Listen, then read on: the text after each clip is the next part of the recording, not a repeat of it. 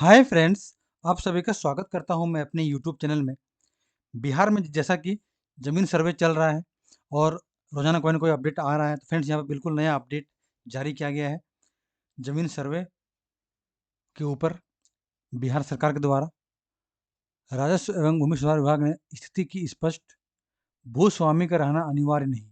ठीक है, ये पहले भी अपडेट था, लेकिन यहाँ पर एक नया अपडेट जारी किया गया है कि अब जो है ज़मीन सर्वे में, जहाँ पर ज़मीन में जब वहाँ पर आएगा सर्वे के लिए, तो वहाँ पर भी जो भू का मालिक है, ज़मीन का मालिक, उसको रहना अनिवार्य नहीं है।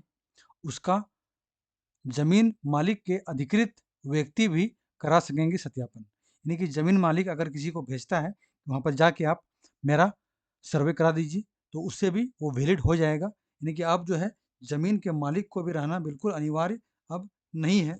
और ये भी नहीं, अगर कोई अधिकृत भी नहीं है, अगर कोई बोल भी देगा हाँ ये उनका है, तो तब भी हो जाएगा। आगे हम पूरी जानकारी आपको देंगे इस वीडियो में, तो हमारे साथ बने रहिए। ये अपडेट है हिंदुस्तान न्यूज़पेपर का, जो कि आज का अपडेट है, ठीक है? और ये न्यूज़ कल का है, तो आज का पेपर में ये छपा है, बिल्कुल ऑथेंटिक न्यूज़ है। तो पूरा अपडेट आपको हम देंगे, तो हमारे साथ बने रहिए। चलिए फ्रेंड्स, वीडियो को शुरू करते हैं। तो पहले देख लेते हैं क्या इसका स्थिति है, उसके बाद कुछ आवश्यक अपडेट भी देखेंगे। यहाँ पर जो है एक टोल फ्री नंबर भी जारी किया गया है, जो कि उस पर आप कोई भी शिकायत दर्ज कर सकते हैं या कोई भी जानकारी आप ले सकते हैं। तो पहले इसका देखते हैं पूरा अपडेट क्या है।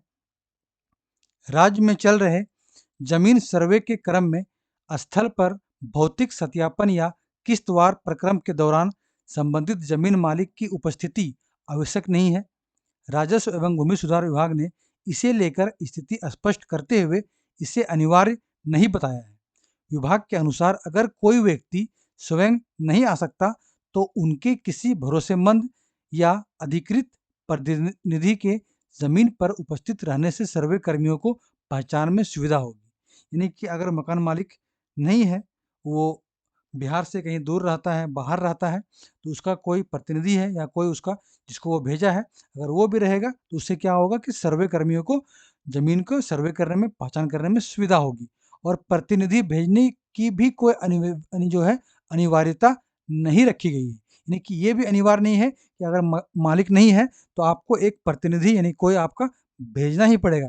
ये भी अनिवार्य नहीं है, लेकिन अगर आप भेजते हैं, ये तो आप कर ही सकते हैं। अगर आप मौजूद नहीं हैं ज़मीन पर, आप बाहर हैं, तो किसी न किसी को तो गाँव में तो आपको जो तो जान पहचान तो होगा ही, उसको आप तो भेज ही सकते हैं। लेकिन फिर भी अगर नहीं भेजना है, तो कोई दिक्कत नहीं है, फिर भी आपका सर्वे हो जाएगा। यानी कि ये भी बिल्कुल अनिवार्य नहीं है, लेकिन आप भेजिएगा, ये अच्छी बात है। लेकिन किसी की मौजूदगी से जमीन के भूखंड को पहचानने में सर्वे कर्मियों को सुविधा होगी। फिर मैं बोल रहा हूँ कि अगर कोई आपका प्रतिनिधि या किसी को आप भेजते हैं बाय फ़ोन के द्वारा कि आप चले जाओ, ज़मीन पर सर्वे आया है, मेरे बारे में बोल देना, तो उससे क्या होगा कि सर्वे कर्मियों को सुविधा होगी। सर्वे कार्य से जुड़ी किसी तरह की समस्या या शिकायत के लिए विभाग के स्तर से एक टोल फ्री नंबर जारी किया गया है। मैंने आपको यहाँ पर दिखाया 1800 34562115। और इस पर जो सबसे ज़्यादा सवाल है, वो वंशावली, खतियान, राजस्व रसीद समेत अन्य मुद्दों को लेकर आ रहे हैं। और इनके समाधान के लिए विभाग के स्तर से रैयतों के लिए कुछ सामान्य अनुदेश जारी किए गए हैं। इसमें क्या आवश्यक है और क्या आवश्यक नहीं है, इसके लिए अलग से बिंदुवार जानकारी दी गई है, जिसको मैं अभी आपको बताने वाला हूँ।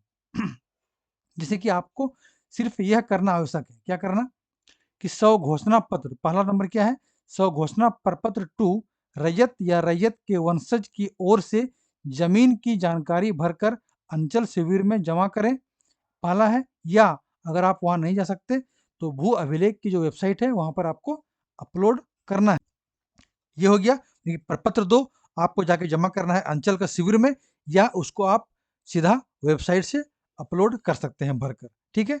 और प्रपत्र 2 मैंने आपको बताया था कि ये है प्रपत्र 2, और इसको कैसे भरना है मैंने इस पे वीडियो बना दिया है। आप नहीं देखे हैं तो जाके देख सकते हैं, पूरा अपडेट मैंने आपको इसके ऊपर दे दिया है। दूसरा पॉइंट है कि खतियान रैयत या जमाबंदी रैयत के वंशज स्वयं प्रपत्र 3 का 1 में वंशावली तैयार कर शिविर में या ऑनलाइन आप वेबसाइट पर अपलोड कर सकते हैं। और राजस्व रसीद की छायाप्रति साथ में आपको संलग्न करना है, यानी कि जो आपका रसीद कटता है ज़मीन का, वो प्रपत्र 3 एक के साथ में आपको संलग्न करके जमा करना है शिविर में या फिर ऑनलाइन अपलोड करना है वेबसाइट पे। 2 हो गया, प्रपत्र 2 और 3 का 1 जो कि वंशावली के लिए है। ठीक है? तीसरा पॉइंट, यदि क्रय यानी कि आप ज़मीन खरीदे हैं या बदले किए हैं किसी से या दान में भूमि प्राप्त हुआ है, तो दस्तावेज की जो छाया प्रति है उसको आपको लगाना है। यदि किसी ज़मीन को लेकर कोर्ट का आदेश है, तो आदेश की छाया प्रति भी आपको संलग्न करना है। तीसरा हो गया। चौथा पॉइंट है कि बंदोबस्त भूमि या भूदान प्रमाण पत्र या वासगीत पर्चा की छाया प्रति दें और जमाबंदी रैयत जीवित है यानी कि जिसके नाम से जमीन है, अगर वो जीवित है यानी कि उसी के नाम से जमीन है, तो सिर्फ आपको स्वघोषणा प्रपत्र 2 देना है यानी कि ये वाला। आपको वंशावली के देने की आवश्यकता नहीं है। वंशावली किसके लिए है कि जिसके नाम से जमीन है वो डेथ कर गया है, तो उसके लिए वंशावली देने के लिए ये है, ताकि वंशावली में पहचान हो सके कि आगे कौन-कौन उसका बेटा है, कौन-कौन से उसके हिस्सेदार हैं, उनको ज़मीन बँटवारा में आसानी हो सके। उनके लिए होता है, जिनके लिए कि जिसके नाम से ज़मीन है और वो रैयत मर चुका है, और जिसके नाम से जो रैयत है, वो ज़िंदा है, तो उसको प्रपत्र 3 का 1 देने की कोई ज़रूरत नहीं है, यानी कि वंशावली देने की ज़रूरत नहीं है, सिर्फ़ आपको 2 देना है। क्लियर है बिल्कुल? ये हो गया कि आपको क्या-क्या देना है वो। अब देखिए क्या आवश्यक नहीं है। प्रपत्र 3 का 1 में वंशावली पर कार्यपालक, दंडाधिकारी या नोटरी पब्लिक के समक्ष शपथ करने की भी आवश्यकता आपको नहीं है। यानी कि जो आप वंशावली देंगे प्रपत्र 3 का 1, इसको भी मैं आपको दिखा दे रहा हूँ। ये रहा वंशावली का, और इसके साथ में आपको खुद भी एक वंशावली बनाकर लगाना है। ठीक है? तो उसमें जो है आप खुद अपना साइन करेंगे तो वो हो जाएगा। उसमें कोई भी कार्यपालक, दंडाधिकारी या नोटरी पब्लिक या कोई भी शपथ पत्र करने की आवश्यकता नहीं है, आपको खुद अपना साइन करना है। दूसरा पॉइंट, वंशावली पर ग्राम पंचायत के प्रतिनिधि का हस्ताक्षर जो है ज़रूरी नहीं है। यानी कि जो बोला गया था कि जो ग्राम पंचायत है उसका प्रतिनिधि है, उसका आपको साइन करना है, वो भी ज़रूरी नहीं है। आपको सिर्फ राजस्व रसीद की अपडेट या ऑनलाइन प्रति जो है वो भी ज़रूरी नहीं है। यानी कि अगर आपका रसीद वगैरह नहीं है तो कोई दिक्कत नहीं है, वो बिना रसीद का भी आपका हो जाएगा वंशावली में। आपको सिर्फ हाथ से वंशावली बना के साइन कर देना है। और सबसे बड़ी बात, यहाँ पर टोल फ्री नंबर जारी किया गया है, कोई भी दिक्कत हो तो यहाँ पर आप जानकारी ले सकते हैं। और ऑनलाइन नंबर पर वंशावली को लेकर सबसे ज़्यादा सवाल आ रहे हैं, और वंशावली पर किसी पंचायत प्रतिनिधि से भी हस्ताक्षर कराना ज़रूरी नहीं है। यहाँ पर हर चीज़ को मैंने यहाँ पर क्लियर कर दिया है, और यहाँ पर कोई भी दिक्कत आपको नहीं होना चाहिए। आप ज़मीन पर नहीं हैं, फिर भी आपका सर्वे होगा। आपका कोई ना कोई जानकार तो गाँव में होगा ही, फ़ोन करके उसको आप ज़मीन पे भेज दीजिएगा, बस उसी से आपका सर्वे हो जाएगा।